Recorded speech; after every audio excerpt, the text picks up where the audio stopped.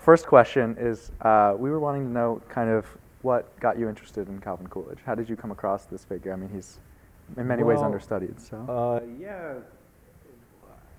among the other things that I have done in my life, I was the dean of the Howard University School of Law. And one day I happened to be walking through one of the administration buildings, and I saw this photo of graduation at Howard, 1924 graduation. And I looked, and the featured speaker was Calvin Coolidge, which I found interesting because 1924 was a very difficult political time in our country. For example, the Ku Klux Klan was a major political force throughout the United States. So I saw Coolidge there at Howard, which was a historically black college and university. So I, of course, wanted to find out what he said.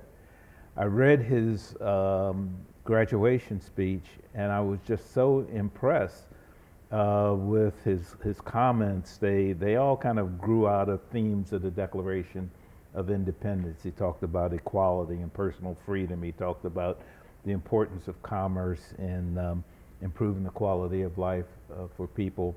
And he thanked African American soldiers in particular for their service during World War I, which is something that the previous president had not done. So in any event, I was just very impressed, and I wrote an essay that was published in one of the local papers. And the current chair of the Calvin Coolidge Foundation, Amity Schlaze, seems to be able to identify anybody who's talking about Calvin Coolidge. And so she read that essay, contacted me about it, and told me about the scholarship program of the Coolidge Foundation. And so I became a trustee and continue to learn a lot about Calvin Coolidge. But that, to answer your question briefly, is how I That's amazing. Came in contact with it. Right.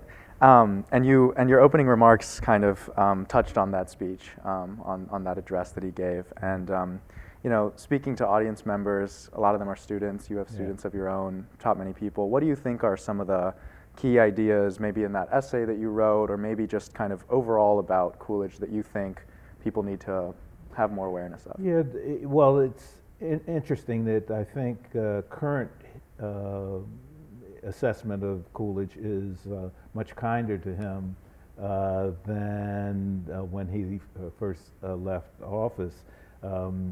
He was, dubbed with the moniker, Silent Cal and things of that nature.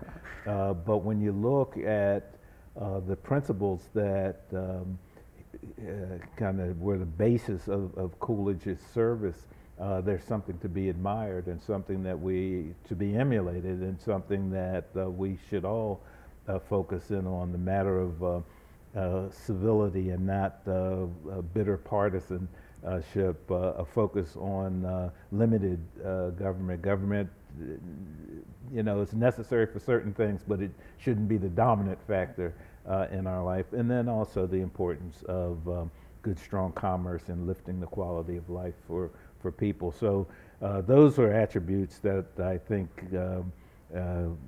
Coolidge demonstrated throughout his life, and things that we should admire and work towards in our current day.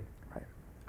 Thank you. And so one quote you hear a lot about Coolidge is the sort of "men do not make laws, they do but discover them." Yeah. And you have quite a bit of legal background. You just touched on some ideas of sort of governmental restraint. What's the appropriate scope for these things? And so are there any other sort of takeaways that you have about Coolidge in that respect?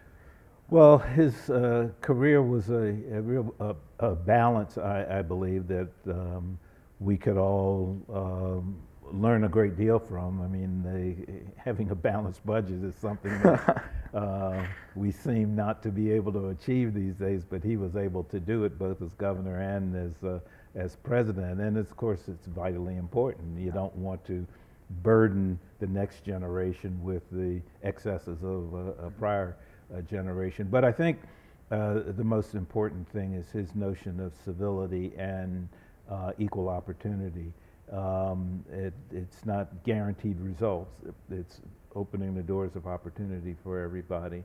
And that's what he was able to do. You could see it as a student at Amherst that he was concerned about those types of issues. So I believe that just looking at the whole body of his work and his writing is something that we should consider, particularly as we celebrate the 250th anniversary of Declaration of Independence, a document that was so important to Calvin Coolidge and that he went back to over and over during the course of his presidency. Right. Got it. Okay. So, and like you mentioned, there's certain elements of the Declaration that he draws out Right. that people don't recognize all the time. And so I wonder if you could speak a little bit about Sure. It's important to note that the document didn't just speak about rebellion.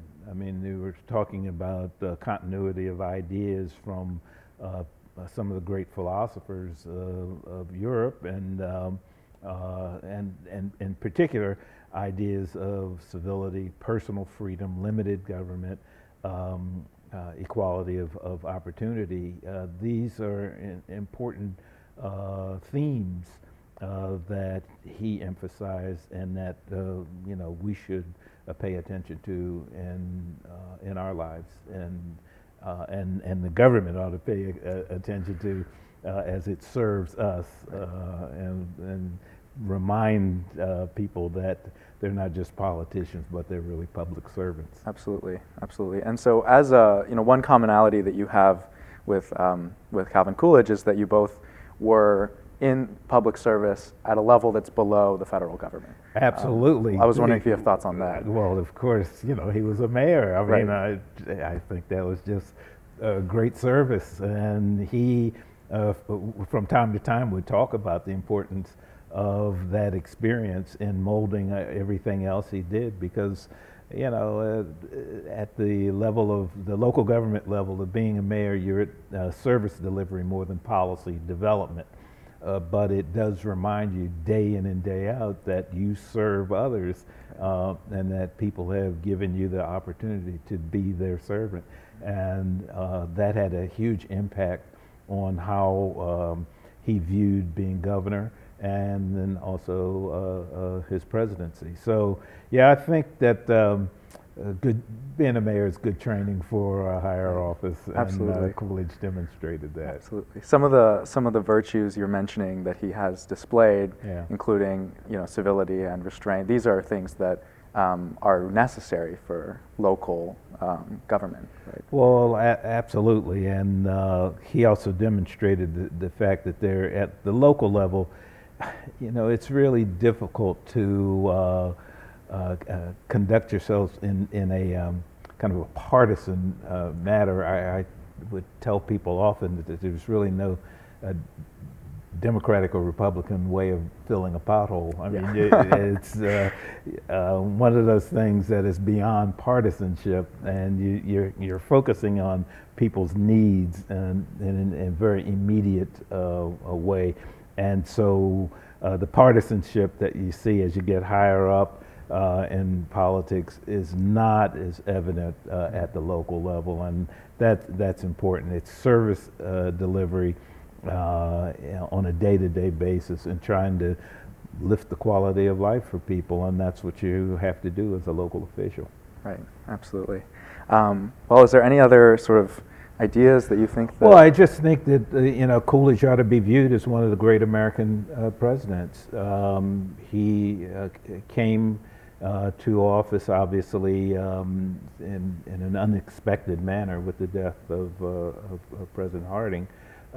But he came at an important transition period for us after the end of the First World War, and before the economic collapse that occurred in the country, and really helped to strengthen the country and prepare it for some of the challenges that were faced later on in the 20th century. So I hope there is an assessment, continuing assessment of Calvin Coolidge, and a recognition that you know, he was among the finest people that was ever elected to the presidency. Absolutely.